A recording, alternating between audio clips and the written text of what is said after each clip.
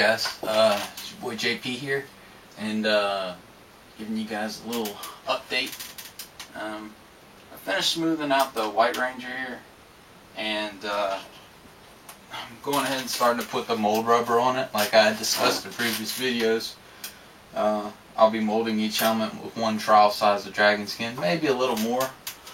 And the reason for getting the smaller bottles is actually for convenience for me, because I'm on a turnaround and I don't have a lot of time in the evenings. I really didn't want to fool with the big jugs of smooth on, so I just went ahead and ordered 4 of the small trial kits. This way it's a lot easier for me to handle indoors, and don't have to worry about spilling it everywhere. Right now I'm just going around with my toothpick and popping all the little bubbles out of the first layer here, so when we go to cast we don't have bumps everywhere because of the air bubbles. So if you leave the air bubbles in there, the resin will fill that spot where the air bubble seizes, and you'll have a bump on the surface, which is a lot better than a void in the surface. But since we got time, I'm gonna go ahead and pop them on here. So anyway, been needing to do a little update. So this update on this, not real interesting, but was able to smooth it a good bit, and I'm really happy with how this one is coming along. The Yellow Ranger, I finished the front of it, but as I was dusting, I knocked one of my action figures over it and popped a little ding in the side there, so I have to redo that on the face. But I haven't begun smoothing it yet. And I'll show you that in just a second here. Let me catch a couple more of these air bubbles before the silicone gets unworkable.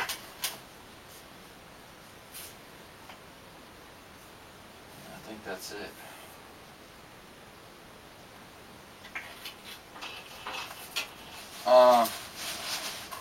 Might be asking why I'm not using the tube silicone for this method. A couple of reasons. One is these helmets are not really big, so it doesn't require a whole lot of silicone. So it's easier for me to get this kit because I can use it in different consistencies. I can thicken it as I go, as opposed to one really thick consistency.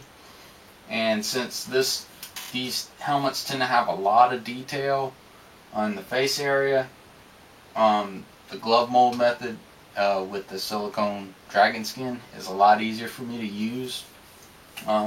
So that's really why we're doing these. These will all be made with dragon skin molds. So that's the main reason for that. Another reason is that this stuff really stinks really bad, and I'm going to do most of my molds inside, the rubber part anyway. Fiberglassing will be done outside, of course, but since I'm doing it inside, there's no smell at all. This dragon skin has no smell. I mean, you can't even tell you're using it. There's no smell, zero smell. So that makes it really nice too. I'll go ahead and show you the Yellow Ranger sculpt. You can see the ding there, or something fell on it, but it's looking pretty cool. It's actually one of my more fun ones I've had to sculpt. Now I'm not done. What I'm going to do is I'm going to finish the back part area and make this ridge come down and smooth back into the smooth surface. Which will be the easier part of this actual helmet. So, and once that's done, I'll start layering up the rubber on it. And yeah, so rubber on that one, and then rubber soon to be on this one. Now, one thing I I think I'm gonna wait till the White Ranger is actually molded, and I'm pulling a hard cast, and then I'm gonna build clay on top of that pink head that I made. Alright, that armature was actually made by taking the Pink Ranger and putting it on my band sander and just freaking taking all the detail off, making a smooth dome, and actually a perfect sculpting surface for making helmets. So I'm thinking about actually perfecting the actual helmet shape itself, and making copies for you guys. You know, if you want to buy one, it'd just be a blank helmet head, but it'd get you that further up step to sculpting a helmet, and you know it would fit your head. While having round dimensions, you can build the clay up as much as you want, and you could reuse it over and over. Kind of the same process I'm doing here is I'm building one Ranger off of another.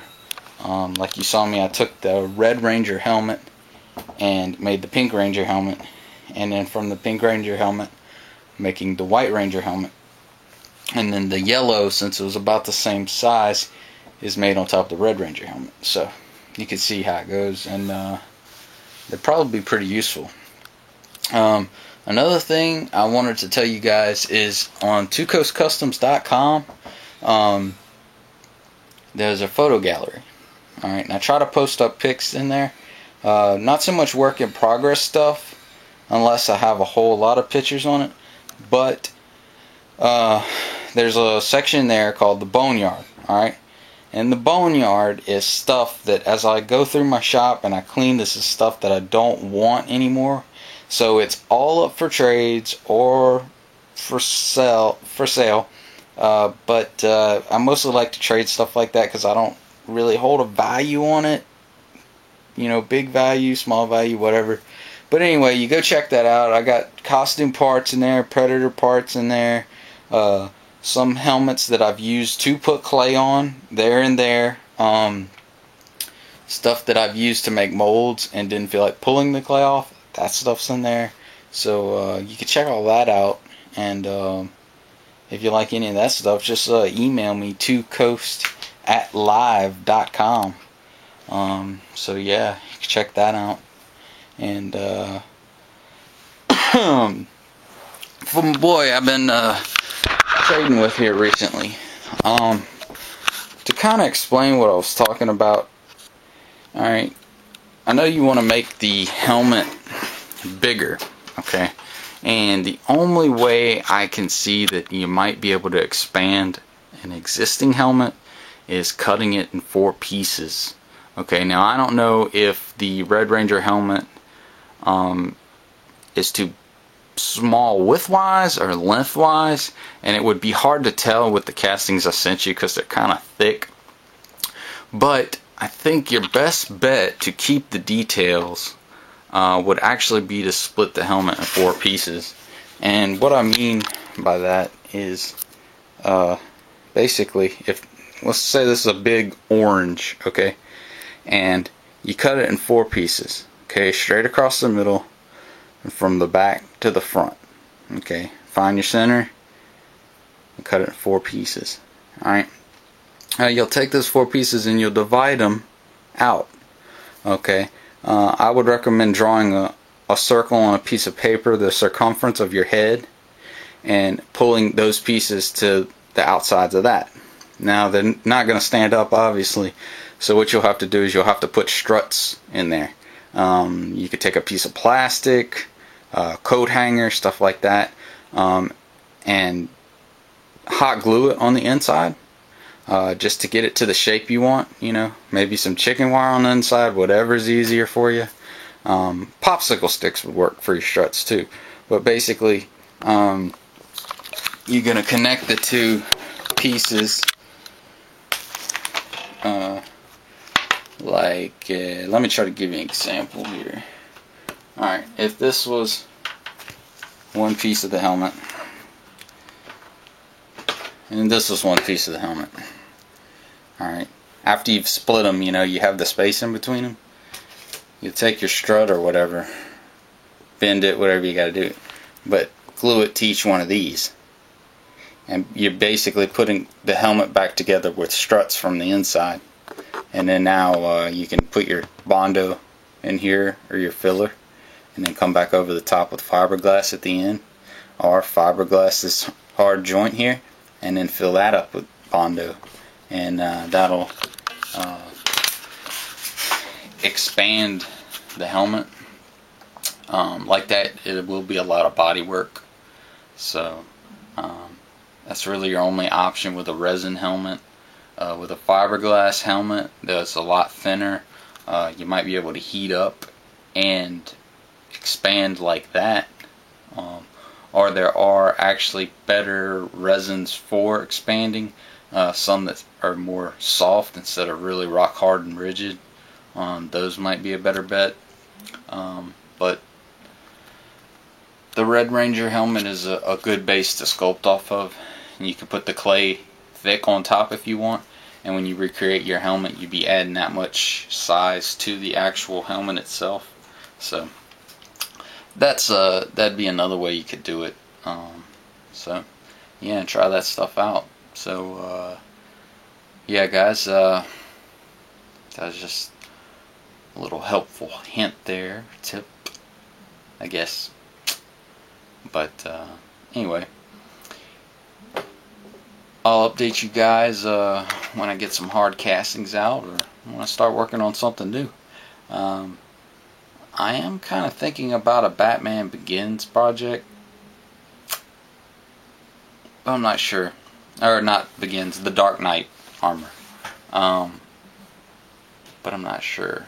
I think what I'm going to do is like write down a list of the stuff I want to sculpt, and maybe throw it up on YouTube, and